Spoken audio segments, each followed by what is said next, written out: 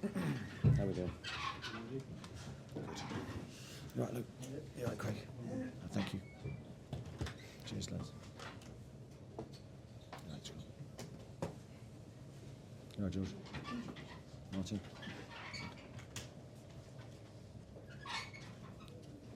Start with Damien and go to Luke and Nisha. Eddie, was that as professional performance as your team has put in the time you've been here? Yeah, it's definitely up there. I thought it was always going to be a difficult game because, well, you know, such a gap between the ties. I think that's unique in itself, and we had a long time to sit on our 2-0 lead and to think about how we were going to approach the second leg. In the end, all the thinking's redundant, really. We were always going to play the same way and try to execute how we want to play the game. And I thought the players did that really well because we were brave, aggressive, everything that we want to be, and definitely the final message to the players really is to try and attack and be ourselves. And is the message now to the players that this counts for nothing unless you go and win it? Yeah, I mean, we haven't sort of gone there yet. Just very, very pleased to have got through this tie because that was 2 really tough games against a very good team. But I don't think anyone can say it was not deserved really in the end. I thought we were really committed to our defensive work tonight, much better than we were in our last 2 league games here. Showed that we can defend to a really high level. Physically, I thought we were much better tonight than we have been in those 2 league games. Really, really good energy. Of course, bouncing off the crowd who were magnificent for us. So really good performance. Luke? Talked about nerves before the game, but that was really channeled on and off the pitch into everything you talked about it being before the match. Yeah, I think it's easy to talk about it, but the players are the ones that have to execute it under the pressure that they're under. And I understood the questions on Tuesday, thank you, about the nerves, but you know, about holding the lead. And for us, it was, we tried to approach it, as I said, as another game, as a very good opposition, but we needed to execute what we wanted to do. Now, a few tweaks and changes to what our normal structure would look like. We felt we needed more height in the team tonight. That was such a big thing with the set play threat, so we wanted to try and find a way to get Dan, Sven and Fabi into the same team. And I thought that certainly helped us in that respect. What's it like to be Newcastle United manager on a night like that when the fans are like that and you're playing as a James? Yeah, an amazing feeling. Very, very proud to lead the team, to lead the club on nights like tonight, because you see the very, very best of Newcastle. The crowd, the images of the crowd, the support for the players, the love for the players. I think it's just been a great night for us. 2 domestic cup finals in 3 years. The club had waited 20 years to get back to one. How does that sit with you at the moment? Are you uncomfortable with being praised for that, or will you take it? No, I'm fully prepared to take that, thanks. No, I think that the players always deserve the credit. This group of players for me, since I've been here, I think have been magnificent for me. And again tonight, they've gone hard for us. They've given everything physically, mentally. I'm very, very honoured to manage that group. Thank you. Thanks, Luke. What's Nisha, Keith, and then Lee?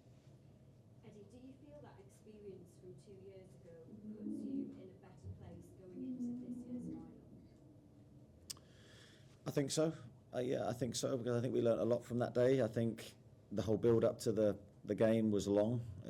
Looking back, it was exhausting for me. You know, I'm sure it was the same for the players. But I think from that you learn different techniques to help keep your concentration, keep your focus, not become tired. You know, of the long build up. So I think there's definitely things as a club we can improve. We can look at to just help the players when that day comes around. We're able to perform and give our absolute best. After such a complete performance, your players will probably feel, well, they'll fear no one. You'll be watching tomorrow's of the semi-final with interest. I guess, how bothered are you about who you're going to face in that final? I think fate will naturally take its course. I don't think we'll engage on the emotion of who we play. That will come in time, of course. Two elite teams, two very good sides that we've faced this season. So we know that whoever we play will be a tough opponent. But I think it's just a case at the moment of being really pleased to have won today, continued our good momentum and good form. And yes, I think we've shown that we can compete against any team in the Premier League. at our very best levels, I think we're a very good team. So I think that should give us loads of confidence. Thank you. Keith? It felt like a very brave call from you to change the formation like that. You don't do it too often, but although you were missing Joe Linton in midfield, one midfielder less, so to speak, when you watched the game, it felt like you had one midfielder more with Fabian stepping up and Anthony or Lewis Hall inside. You must have been really pleased with the way that bravery worked out. Yeah, I think there's a risk to everything, Keith. You know, in team selection and systems, and people will debate it endlessly. I understand it, but I think when you're us on you on the inside and you're based with all the knowledge that you have, sometimes things are pretty clear. This was clear in my head as soon as the game finished, really, and we knew that we'd be missing Joe for a period of time. That we had to change something. So yeah, we came up with a plan on Monday, and sometimes it works, sometimes it doesn't. Today I thought the lads stuck to the plan and delivered it really well. How long will we miss him for? I think he'll be out for weeks, not months. I don't think it's a serious injury, but it will be enough to make him miss the next few league games, I think. For Jacob Murphy tonight, the semi-final a couple of years ago, Sean Longstaff was one of the goals that sent you there. For another player who's been here for a long time, who's been through difficult stages during his career, to get that all-important third goal that just gave you a foothold in the game must be a really special night. Yeah, I think Jacob's been magnificent since I've started working with him. He's such a team player. He really lives for assists. He loves to create chances and goals for other players. Don't get me wrong, he'll love to score as well, and that'd be a special moment for him and his family. Very pleased for him. Again, another guy that does live his life. Very dedicated, very disciplined, and it's great to see good people do well. Go to Lee, Craig and then Louise. Eddie, the fans have had their trains and hotels booked. Did that add to the enormity or the pressure to it a little bit for you guys?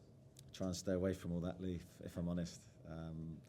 Because I think the minute you take that on, that emotional sort of pressure on, I don't think it helps. So I'd try and clear myself. If I hear anything of that, I'll just switch off and just try and get my head around what I need to do to help the players win the game. But you must be delighted that you've been able to deliver that and you don't have to get refunds and things like that. Yeah, well, of course, now it's done. I'm delighted and pleased that you get to keep your original booking.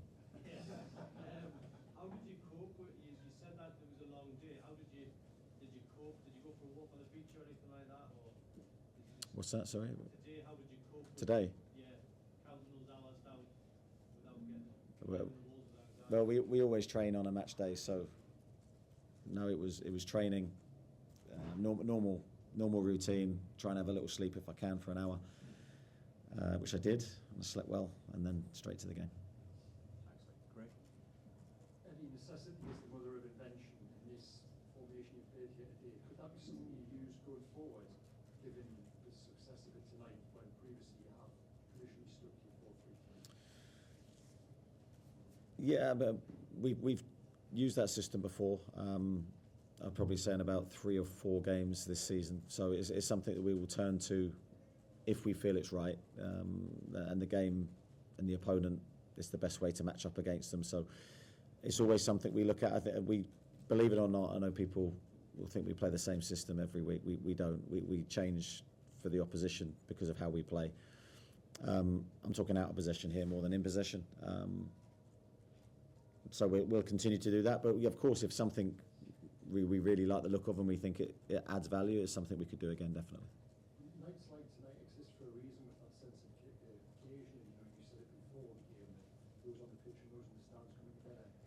How did you get that against the Fulham, for example, on Saturday when that wasn't there? Is it just impossible or not? If you know what I mean, the nights like this exist in isolation. How do you then get that every week? Yeah, I think they're in isolation to a degree, because I think you have to understand the psychology. I was really frustrated after Saturday because part of me knew that this game was on the horizon, and maybe on a subconscious level some of the players were mentally saving themselves for this game. But we could still and could have and still should have, in my opinion, still won the game, found a way to win, despite the fact we knew we had this game coming up. So I think sometimes you're battling those feelings and thoughts and you hope that it doesn't show in your performance, but it did, unfortunately for us. I think it's about just trying to learn from that, and then next time you're in that situation, find better ways to handle it. But certainly we're learning all the time, we're developing all the time, we're having new experiences all the time. That's just part of, I think, our growth as a team. That's great. Louise? Hi, congratulations, Eddie. Thank you. Fabian Shares had an excellent game, and he seemed to have a sort of special role in nullifying Declan Rice. Was that, part of this great blueprint that really worked? I'm not sure it's a great blueprint, but it did the job tonight. Yeah, that was Fabian's job off the ball. And I have to say, I thought he did it brilliantly. It's not easy for a centre-back to travel those distances. I certainly wouldn't have wanted to do it, and I played in his position. But Fabi's got real talents, and one of those is that he's very aggressive, and when you give him a job to do, he will try to do it to the letter. I'm really pleased to see him assist the goal, and real reward really for his high energy performance. Do you think in another life he could have been a midfielder? Without a doubt, I think Fabi could have been a lot of things. He's not your traditional centre half by any means. He could have been a number 6, probably could have been a number 10. But we're grateful to have him in the position that he plays. He's very creative. He's done some special things since I've been here. Thanks, Louise. We'll go to George, Scott and then Martin. We talked a lot about the kind of draining of emotion from these big matches. Did you feel the magnitude inside when you were on the touchline? Do you feel it, even if you're trying not to show it?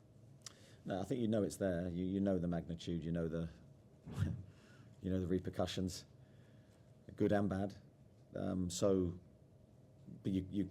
I don't use it. I just have to carry on regardless, and just try and help the players prepare the game as best I can.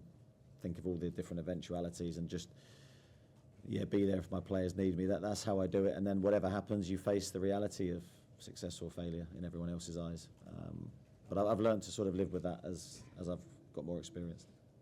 Wasn't that kind of, in some ways, the most impressive thing tonight, that the players didn't feel that magnitude on the pitch? They certainly didn't see it when they went out and got the job. Yeah, I think it looks like that. I mean, I would credit the players with the same. We were emotional, but in the right way. We weren't over the top. We weren't irrational. We were in control of everything that we were doing. I think that comes with experience. A lot of those players, and that was in part with the team selection, was to pick a team that could handle the occasion and the environment it was going into. There's some really wise heads on the pitch, really good leaders on the pitch, but a good mix with some youth and energy in there as well. So, yeah, I just thought we looked a top team today. And so, just finally, I mean, every Newcastle manager knows these dates, knows these numbers. It's 70 years this year without a domestic trophy. That's enough, isn't it? It's a long time, but it's difficult for me to add too much to it. I think it's a long time. We'd love to end it, and we'll work as hard as we can and prepare right to try and do that. Scott? Eddie, we probably pick out a lot of individuals, but just to focus on Kieran, there's been various times in the last couple of years when it's felt like you might be leaving, and probably times when you could have left. You've always been really strong that you felt it was important for lots of different reasons. The way he was kind of organising things, marshalling the team in that second half, is that why you were absolutely adamant you didn't want to lose Kieran Trippier? Yeah, Kieran's got such brilliant attributes to his game, and when he's fit and firing, there's very few that can do it better than him. His use of the ball, his composure on the ball. He is an old-fashioned talker, and there's not many of those players left. We've got a few in our squad, and we're very lucky to have them. But the leadership and organisation and all the know-how he's built up through his career, the big games that he's played in, that definitely helped us tonight. Then you add his set play delivery and all the other little bits that he does really well. I thought he performed very well. Again, he's not played regularly, so it's always a physical demand on him, but I thought he answered those questions excellently today. Scott, last few. We've got Martin, Dominic and Kieran to finish, please. Eddie, the squad has taken time to build and then mould. So how satisfying we see all that time recruitment, coaching come off on a night like this?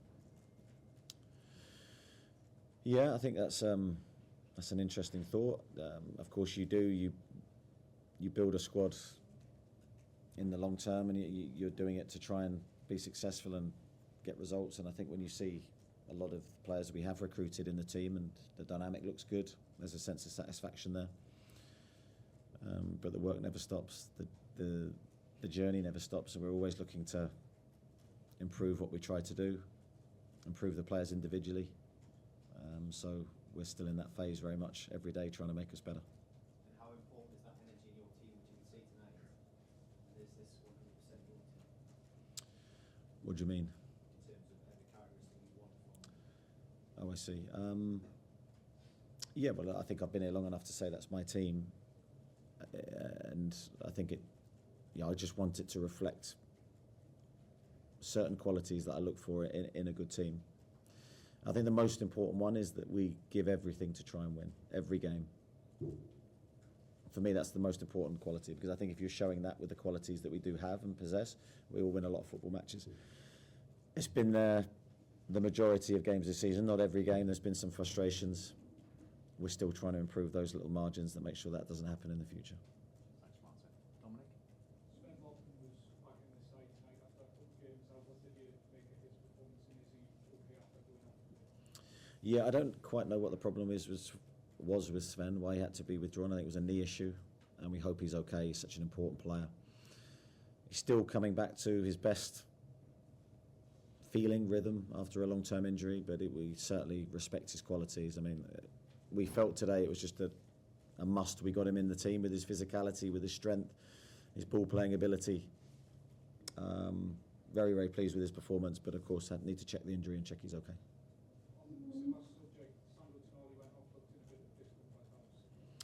Yeah, I think it's a bit of cramp. I don't think that's an injury. Thanks, Tom. Kieran to finish.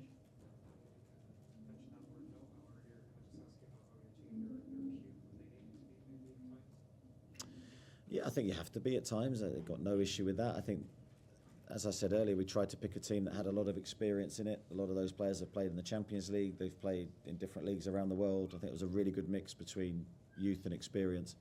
We felt we need all of those pieces of know-how that you say, and times to speed the game up, times to slow the game down. I thought it was a really mature performance from a strong team. You felt very emotional when you got to the final last week. Did you sense it differently as the group against United or was it celebration? Yeah, I felt that all season, to be honest. I felt there's never been a moment where the team have been overly emotional. Now, I think that has positives and negatives. You know, the positive is, of course, you're expected to do your job and you're clinical with it, and that's how I want us to be. Of course, there's been times this season where we've haven't looked ourselves, we've almost looked under emotional. So there's a balance and a sweet spot we need to get right for every game. Certainly it was perfect tonight. I thought it was a really good emotional response to a really emotional game. Okay, thank you everyone. Thank you. Thanks very much.